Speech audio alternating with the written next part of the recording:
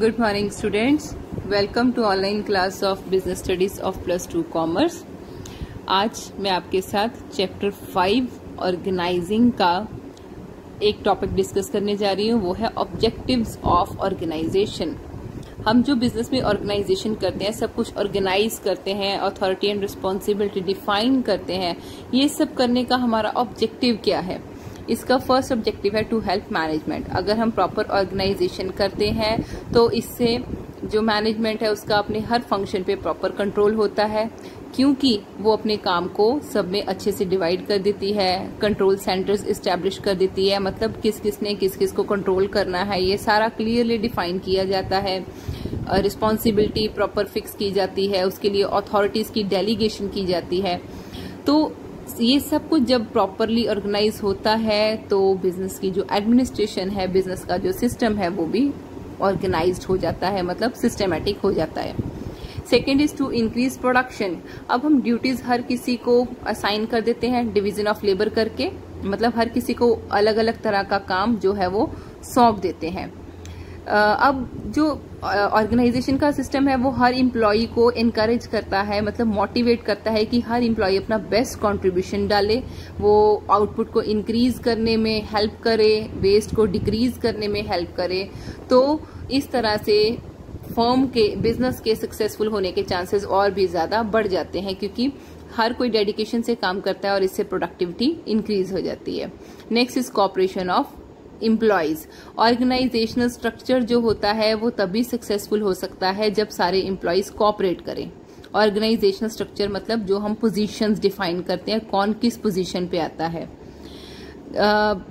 अब जब सबकी कोऑपरेशन होगी, सारे एम्प्लॉयज कोऑपरेट करेंगे, तभी ये स्ट्रक्चर कामयाब हो सकता है। तो इसके लिए मैनेजर को चाहिए कि वो इंसेंटिव स्कीम शुरू कर दे। मतलब अगर कोई एम्प्लॉयज मिल के काम करते हैं तो उनको इंसेंटिव्स मतलब रिवॉर्ड के तौर पे कुछ ना कुछ दिया जाएगा। तो इस तरह से वो मोटिवेट होंगे हर हाल में कोऑपरेट करने के लिए।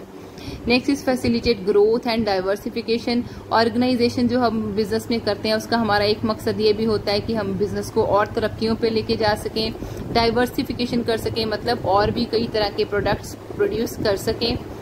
अब जब बिजनेस की तरक्की होगी तो हमें और भी ज्यादा एम्प्लॉयज चाहिए होंगे, तो हमारा ऑर्गेनाइजेशनल स्ट्रक्चर पहले ही ऐसा होना चाहिए कि अगर जरूरत पड़े तो हम उसे एक्सपैंड भी कर सकते हों।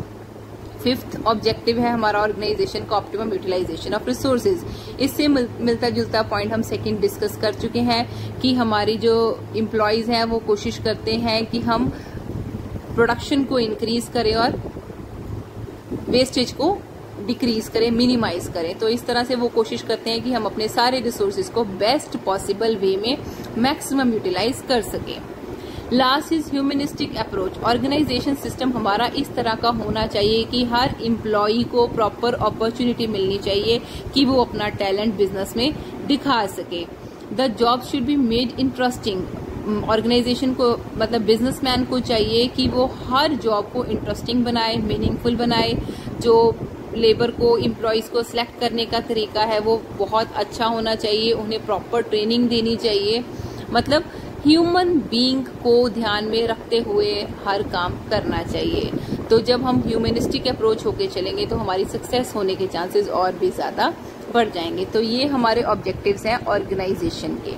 So students, that's it for today. Next topic I will discuss with you in my next lecture. Thank you and have a nice day.